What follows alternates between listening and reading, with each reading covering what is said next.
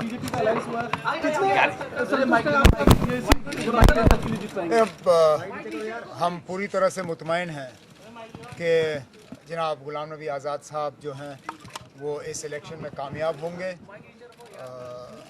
हमें पूरी उम्मीद है कि जो सेक्युलर फोर्सेस हैं और सेक्युलर सोच रखने वाले जो इंडिविजुअल इंडिपेंडेंट एमएलएज हैं वो अपनी अंदर की आवाज़ को सुन के जनाब गुलाम नबी आज़ाद साहब के हक़ में वोट दे के उनको यहाँ से कामयाब कराएंगे।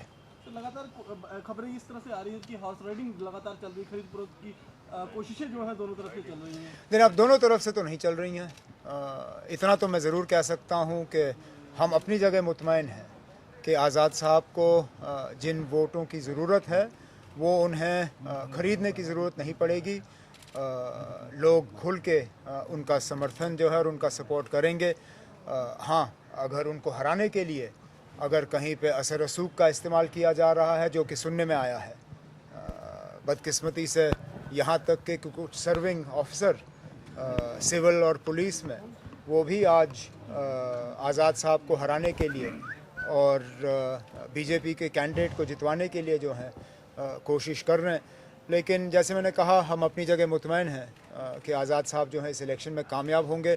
समझ में सिर्फ ये बात नहीं आती कि अगर के पीडीपी और बीजेपी इस इलेक्शन में कामयाबी के लिए एक साथ आ सकते हैं तो लोगों को वो हुकूमत क्यों नहीं दे सकते।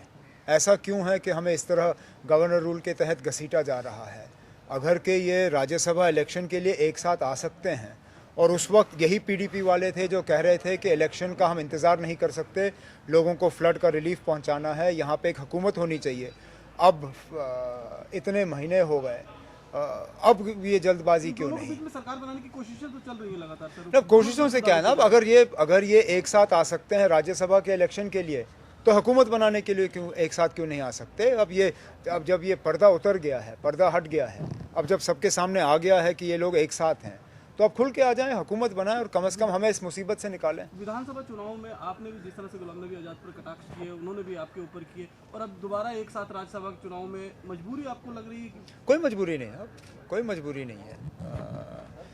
हमारा जब बीजेपी और पीडीपी एक साथ आ सकते हैं, जिनकी सियासी सोच में कहीं पे भी मिलावट नहीं है, कहीं पे भी मतलब कोई एक जगह भी वो एक साथ नहीं आते, अगर वो दोनों मिल के राज्यसभा का इलेक्शन लड़ सकते हैं, अगर वो दोनों मिल के यहाँ हुकूमत बनाने के लिए बात कर सकते हैं तो हमारा और कांग्रेस का तो एक पुराना रिश्ता है। अगर हम मिल के आज़ाद साहब को यहाँ से कामयाब करके दोबारा लीडर ऑफ द ऑपोजिशन के तौर पे भेज सकते हैं तो इसमें किसी को कोई एतराज़ नहीं होना चाहिए। सर, आज दिल्ली में इलेक्शन है, क्या आपको लेकिन मेरा दिल्ली में वोट है नहीं।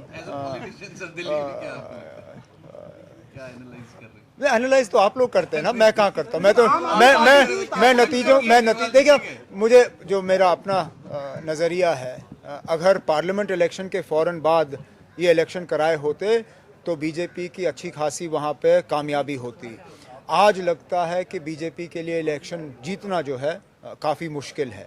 लेकिन हमने खुद ये देखा है कि प्री पोल सर्वे और पोस्ट पोल रिज़ल्ट में काफ़ी फ़र्क आता है। आप लोग तो प्री पोल सर्वे में मुझे 5 सीट से ज़्यादा देने के लिए तैयार नहीं थे, हमने 15 सीटें ली। अब क्या यही हिसाब किताब दिल्ली में रहेगा या नहीं, वो 1-2 दिन में पता चल जाएगा।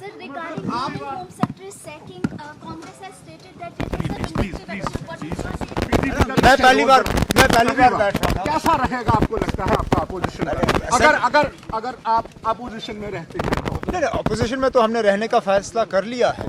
हम इंतज़ार कर रहे हैं और बेसब्री से इंतज़ार कर रहे हैं कि ये लोग कब एक साथ आ जाएं और हमें ऑपोजिशन में अपना रोल अदा करने का हमें एक मौका मिले। यानी कि लोग समझ लें कि बहुत अच्छा प्रजातंत्र में जो विपक्ष का रोल है नेशनल कॉन्फ्रेंस करेगी।